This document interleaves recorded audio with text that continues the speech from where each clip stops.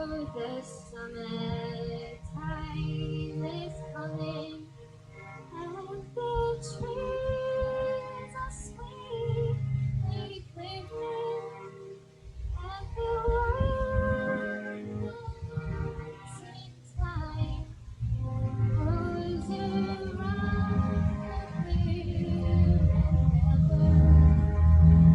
will you roll like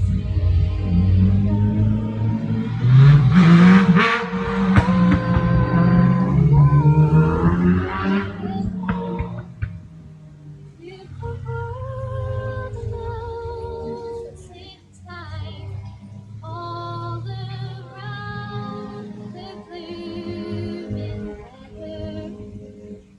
Ladies and gentlemen, please be seated right up. I see go.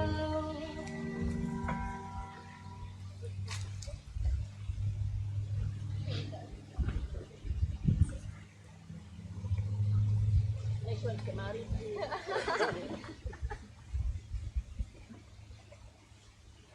Thank you so much. Thank you to all our bridal party here. Let's make sure the dress is beautiful.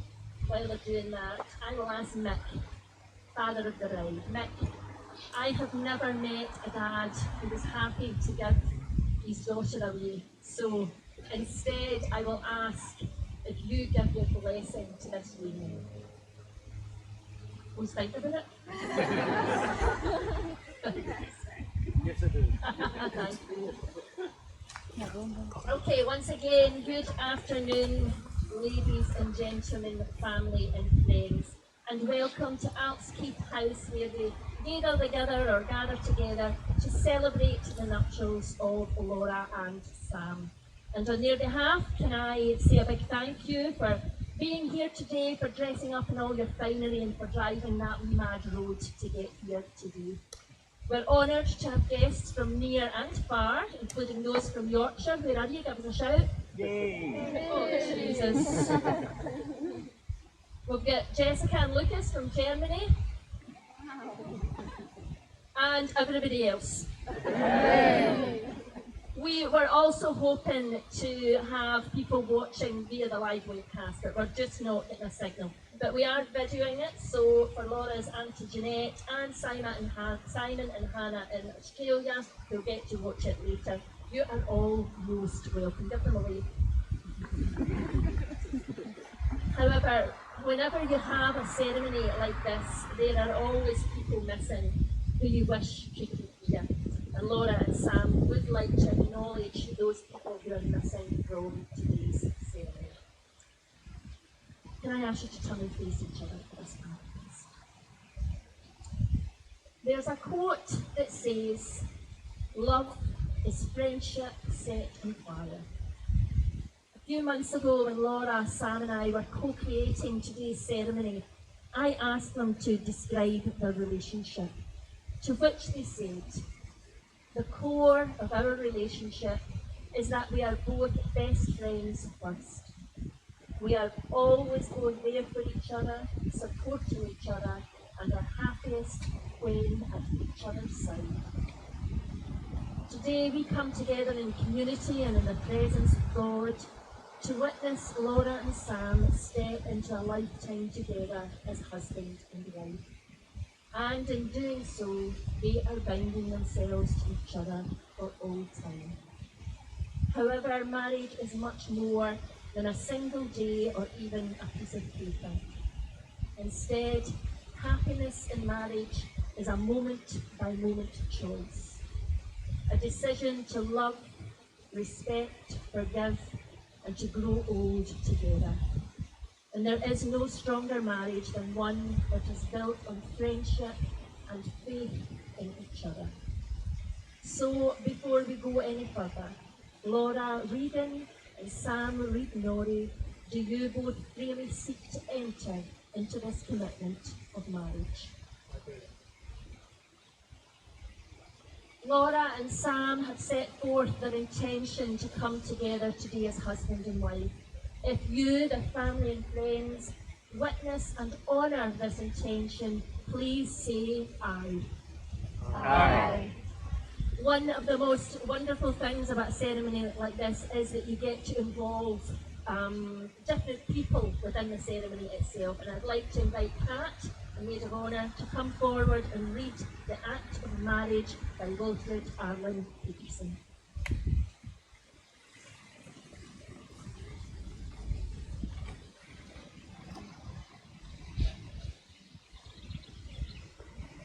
Happiness in marriage is not something that just happens. A good marriage must be created. In marriage, the little things are the good things. It is never being too old to hold hands. It's remembering to say, I love you, at least once a day. It's never going to sleep angry. It's at no time taking the other for granted. The courtship should not end with the honeymoon, but it should continue throughout the years. It's having a mutual sense of values and common objectives. It is standing together, facing the world. It is forming a circle of love that gathers the whole family. It is doing things for each other, not in the attitude of duty or sacrifice, but in the spirit of joy. It is speaking words of appreciation and demonstrating gratitude in thoughtful ways. It is not looking for perfection in each other. It is cultivating flexibility, patience, understanding, and a sense of humour. It is having the capacity to forgive and forget. It is giving each other an atmosphere in which one can grow old. It is a common search for the good and the beautiful. It is establishing a relationship in which the independence is equal, dependence is mutual, and the obligation is reciprocal. It is not only marrying the right partner, it's being the right partner.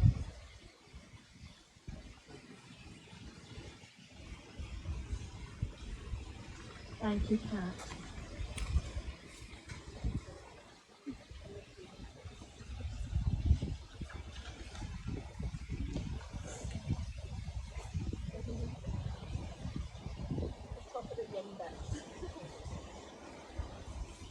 As we come to the part of the ceremony where we find out how Laura and Sam came into each other's lives, let us go back to Aberdeen Uni in 2012, where Laura and Sam were in their first year of studies and settling into student life by embracing the post-Freshers' Week festivities.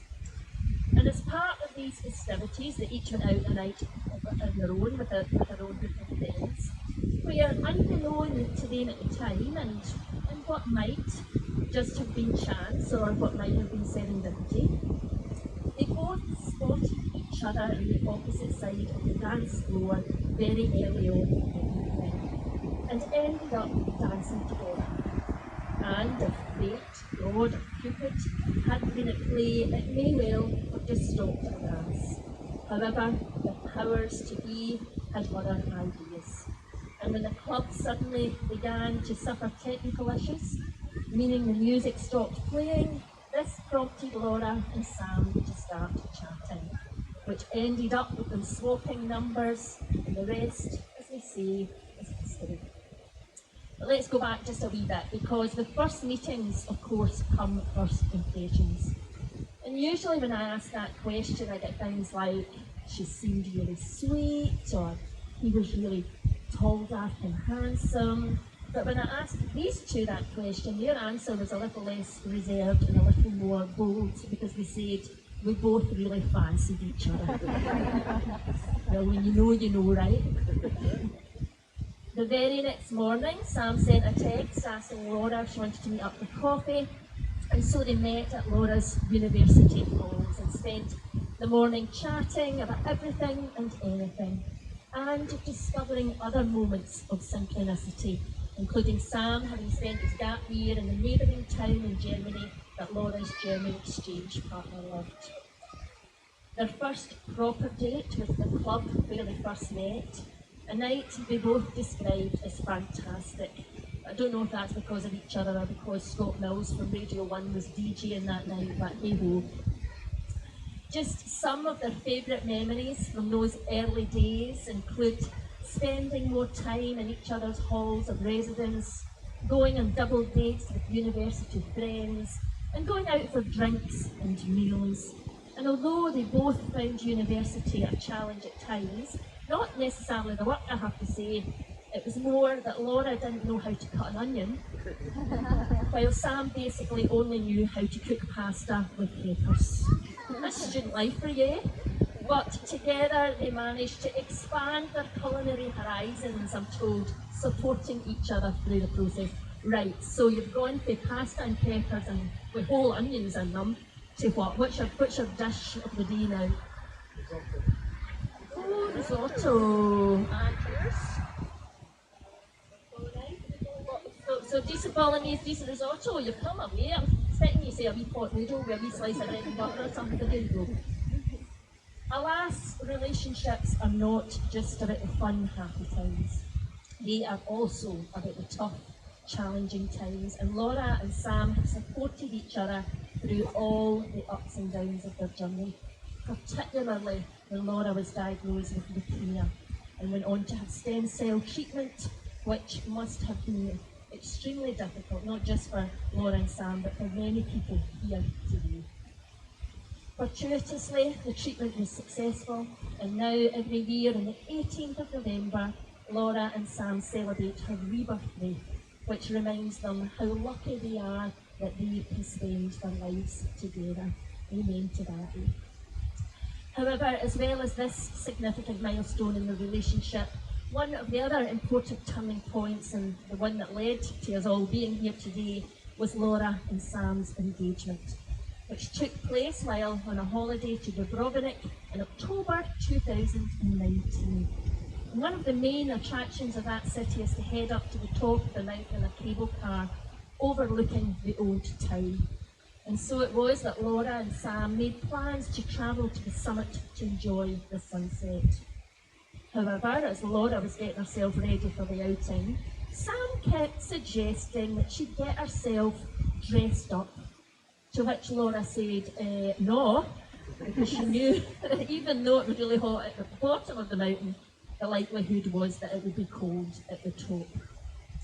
Nevertheless, Sam insisted on wearing his posh jacket, leaving Laura thinking, who's a wee bit dressed up for a trip up a mountain? Did you have no clue? No clue at all. But all of that was forgotten when they arrived at the top and took in the beautiful sunset. In fact, it was so lovely that Sam decided to set the camera up to capture a photo, or so he said. He was actually setting it up to film the whole thing. And as they began posing, suddenly Sam dropped to one knee and asked Laura to be his wife. And it was then that she realised why he'd been so keen for her to dress up and why he wouldn't take his jacket off as it had the ring in it. And after a very enthusiastic yes, and in what they described as one of the best nights of our lives, Laura and Sam celebrated their betrothal with champagne, delicious food, and Laura telling anybody and everybody who would listen that they'd just gotten engaged. As mentioned at the start, when asked to describe their relationship, Laura and Sam said they're best friends first. And when asked to describe each other, Laura told me Sam is thoughtful, funny, considerate, affectionate and clever, while Sam said Laura is resilient, beautiful, generous and sublime. However, you lot didn't just come here today to hear these two say very nice things about each other. You came to behold a ceremony of marriage. And so one of the most important questions that I posed to Sam and Laura was why they are choosing to step into marriage. And this is a question that they're not asked in the moment, but rather they're asked to go away and sit with, and to consider and to discuss and to talk through, so that when this day comes, when this moment comes, they both fully understand what it is they're stepping into. And so when I asked them both that question, they said, it's almost 10 years since we first met, so it seems at the right time. And we wanted to be able to throw a big party for all our family and friends to celebrate our life together and to show everyone how much we love each other. And so here you both stand, on the threshold between what was and what will be. Because this is the part of the ceremony that I call the threshold moment. In a moment, Sam and Laura are going to read the vows that they've each written for the other. But in this part, on this side of the threshold, you stand here as two individuals, two people very much in love, but two individuals.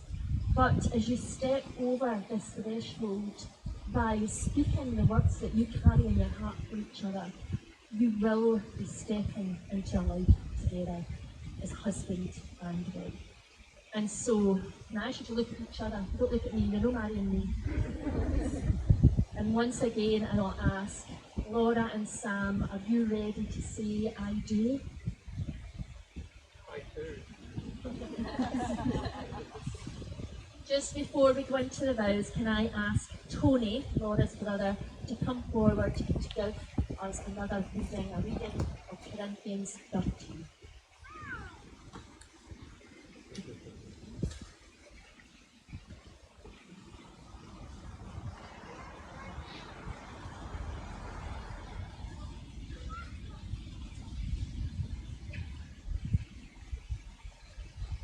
Love is patient, love is kind. It does not envy, it does not boast, it is not proud, it does not dishonor others, it is not self-seeking, it is not easily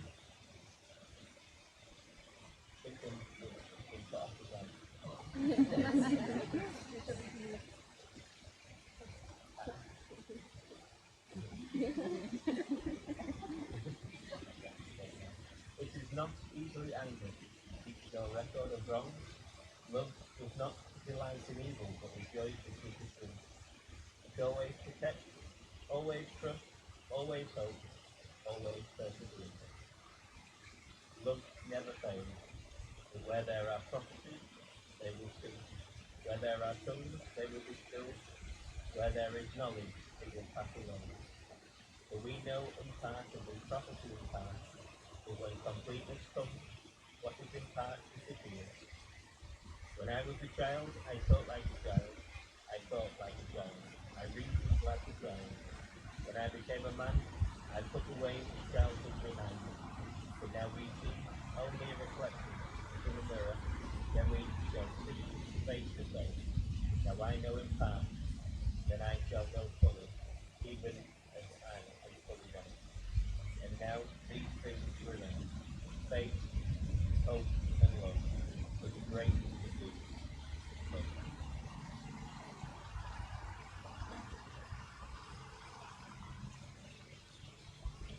Thank you, Tony. But the greatest of these is love. As we create the sacred vow circle, can I ask that during this time you allow yourself to drop into that place where you can become deeply still and centered, and to hold Sam and Laura in love as they make this commitment to each other.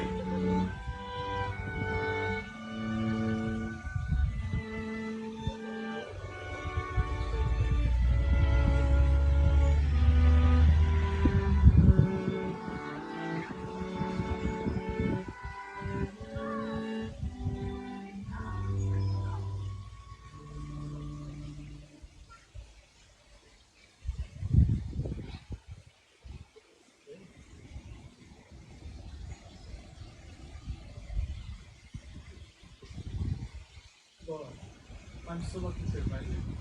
Through the kindness and thoughtfulness of person I know. You stand up for what you believe in, and although we might not always share the same views, love your passion, conviction you have for this.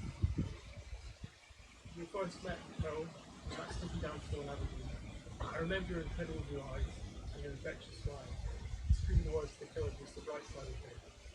We had no idea then how ill you would become in 2015, but in a strange way, it's difficult to phrase slightly easy to good times in the past. Life is full of ups and downs, but I know whatever we go through, we'll go through together. So loyal listeners to me, I promise, whatever life throws at us, I will always be there with you. Except second season Richmond, that's so religious. Whether that's through the Christmas planning of my walks, or holidays, memories to charge the speaker, so you actually have music in the car, or trying to make you laugh as well by terrible things to them. I promise I will do that too. Or probably just moved to North Scotland, I know wherever you are, I'm home. We've had a lot on our plate in the past few months, but I know I couldn't be doing these challenges for better time. Laura, I love you, and I always will.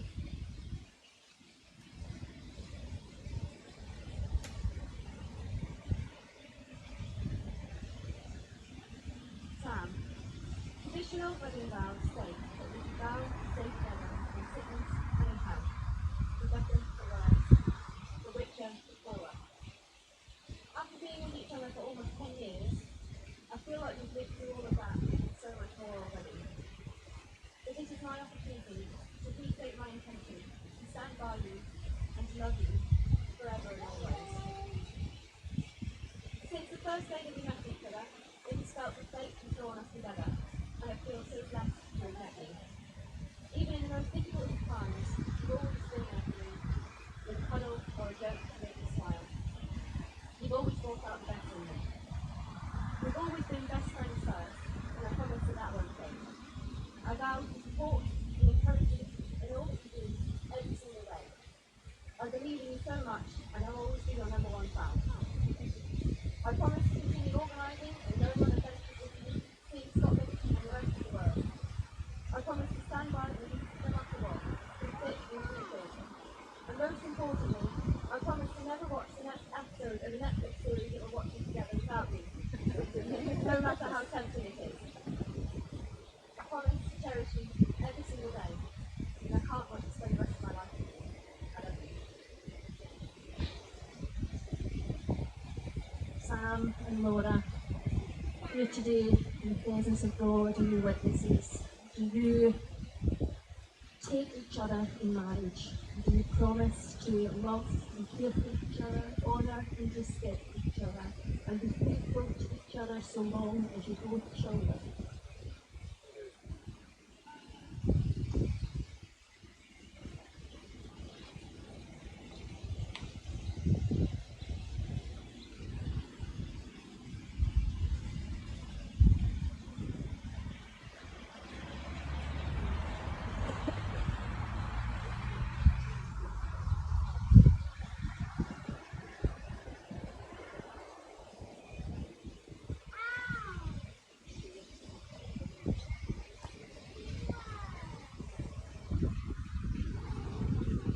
Just before Laura and Sam exchange their rings, they have chosen to incorporate a ring blessing ritual into today's ceremony.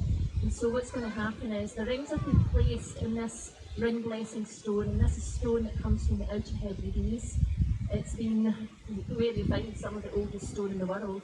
It's been blessed in a ritual, the Callanish stones in the Isle of Lewis, so that whenever rings are placed in it, they are imbued with the same spiritual energy that we find in these sacred sites of Scotland.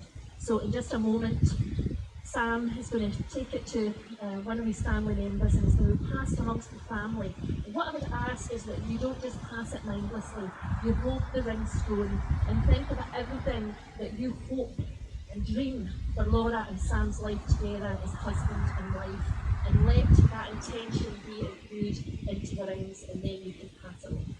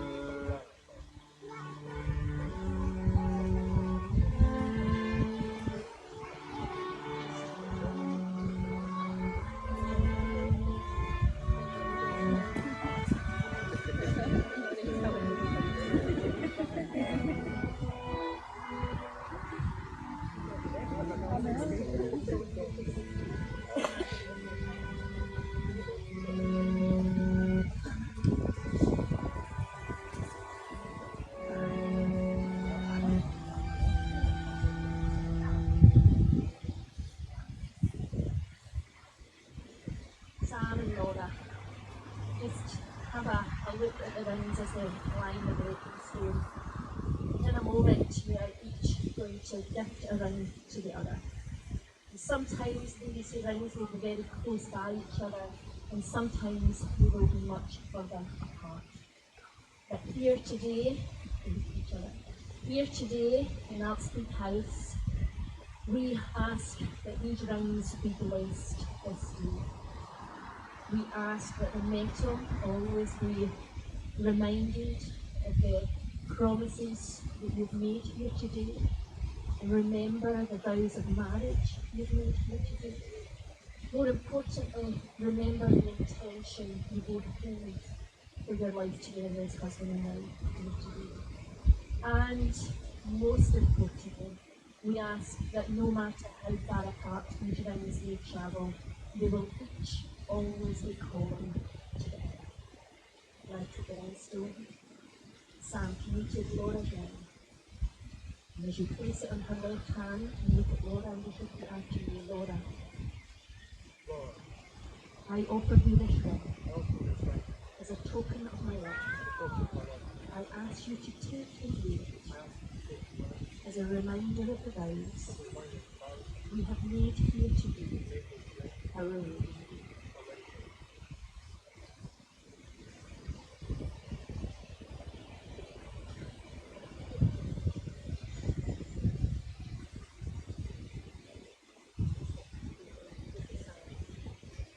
Sam, I offer you this ring as a token of my love. I ask you to take and wear it as a reminder of the vows we have made here today, our wedding.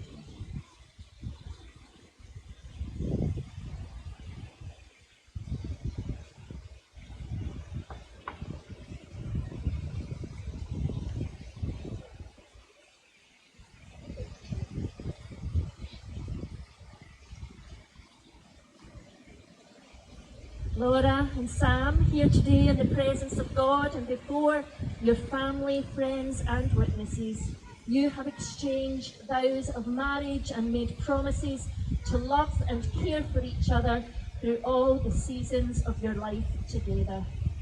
What greater thing is there for two human souls to feel they are joined together for all time, to strengthen each other in labour, to rest on each other in sorrow, to minister each other in pain, to be with each other in silent, unspeakable memories at the moment of the last part-time. Laura and Sam, with the power vested in me by the Registrar General of Scotland, it is my absolute pleasure to pronounce you husband and wife. Thank you.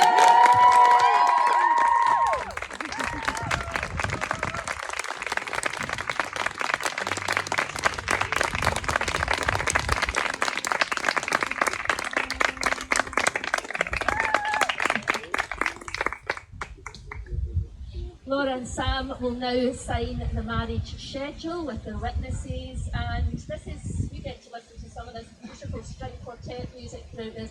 This is actually a really important and beautiful moment because they're going to sign a legal document. It is a legal document, but it also becomes a social record. So in hundreds of years, who knows who might go to the National Records Office in Scotland and see the piece of paper that you both signed on your wedding day. So it's a beautiful moment. So sit back, relax, enjoy. Sam and Laura, can I ask you to take a seat at the table?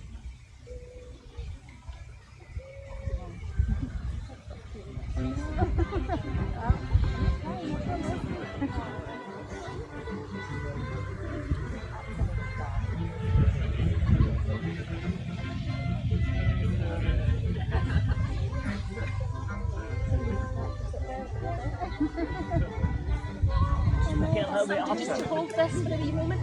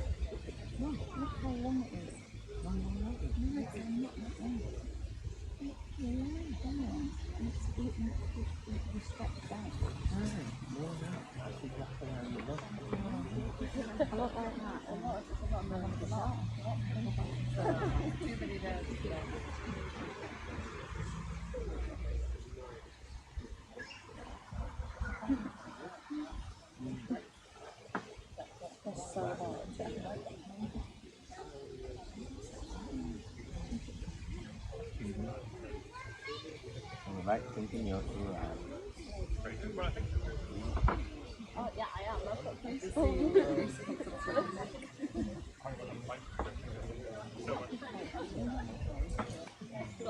Yeah.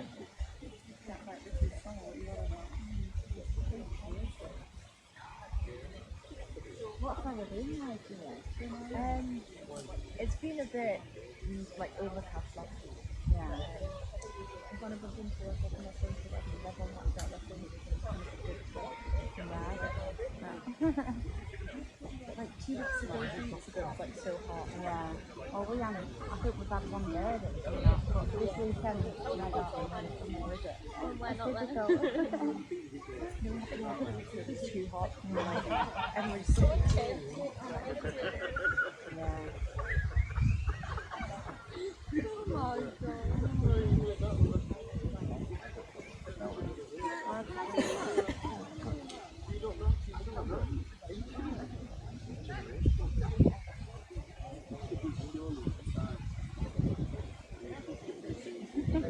The glow good look. Oh, like that. That's not good, is it? Hey, I'm trying to get the big. Let's look. Oh,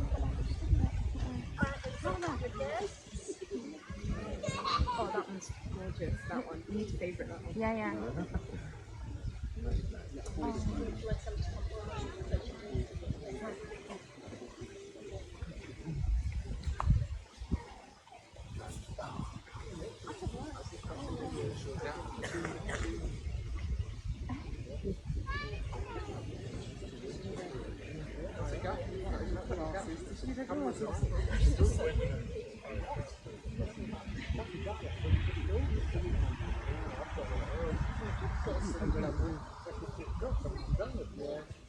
Thank you so much. Ladies and gentlemen, if I could have your attention once again. We're almost at the end of our beautiful ceremony. Don't worry, you've got a drink in a minute. But no before these guys, because you would think that would be enough, right? You heard them come today and state their intention to become a married couple. You heard them exchange vows of marriage. You saw them exchange their rings. You would think that would be, and they signed their name into history. So you'd think that would be enough, but no, because this is Scotland, where nothing is ever a done deal until there's booze involved. And Sam and Laura have chosen to incorporate the ancient Celtic tradition of the quaich into their ceremony. Now the quaich is a two-handed cup, two lugs they're actually called, and it's been used in Scotland for centuries as a way of welcoming people into your home, as a way of bidding people farewell as they left your home to go forward on their journey, and as a way of sealing contracts. And today, Sam and Laura will seal their contract by sharing a wee dram of the finest Laphroaig 10-year-old whisky. This should be interesting. You like a peaty whisky? Laura, do you like a peaty whisky?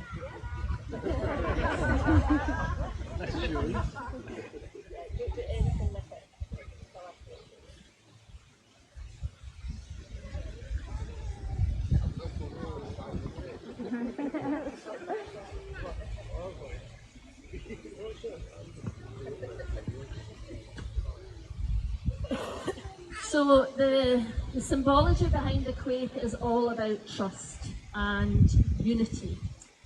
And because centuries ago in Scotland, if you were willing to accept a two-handed cup from somebody, that you were saying that you trust that they're not only going to stick a knife in your belly. And it's really about allowing yourself to be vulnerable in the presence of another. And isn't that what marriage is all about? But allowing yourself to be vulnerable with another person and knowing that vulnerability is always going to be treated very gently. Sam and Laura know that through the sharing of this dram, you are committing to sharing your lives together. The good times, the bad times, the happy and the sad. You will never be more present with each other than you are in this moment. Savour it and the whiskey, and let this ancient giving and receiving as equals set the foundations upon which your life together will stand. Sam and Laura, please share a dram for all the love you've known in the past, all the love that surrounds you here today, and all the love you'll share in the future.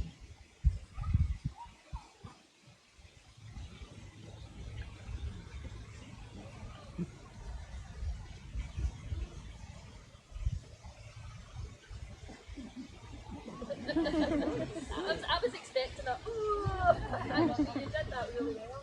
Right, come and face your guests for me. Can you have our flowers, please?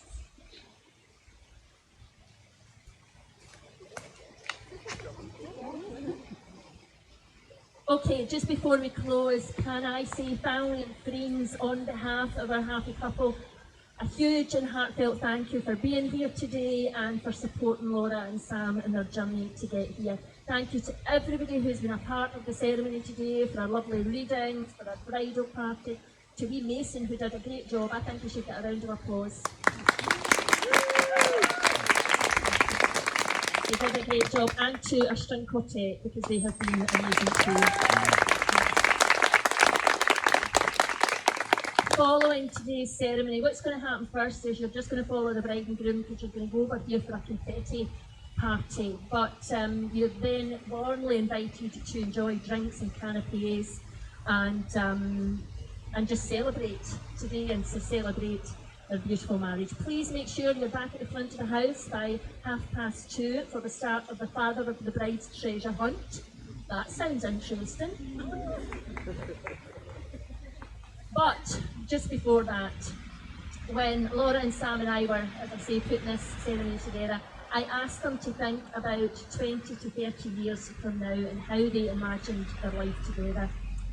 And they said, hopefully we will be living in Scotland with family and a dog, somewhere lovely where we can do lots of outdoor walks and going travelling regularly across the world and of course loving each other throughout it all. Well, Laura and Sam, I think I can safely say on behalf of everybody here today that we wish those things for you too. But most of all, we wish you a life together of joy, happiness, love and friendship. Ladies and gentlemen, are we all ready for this? I'm like really ready. No like you were at the beginning when you're are we ready? Are string quartet ready? Okay, ladies and gentlemen, up on your feet please. Can I ask you to join me in the biggest Loch Ard cheer as for the very first time I give you Mr. and Mrs. Reid Norrie!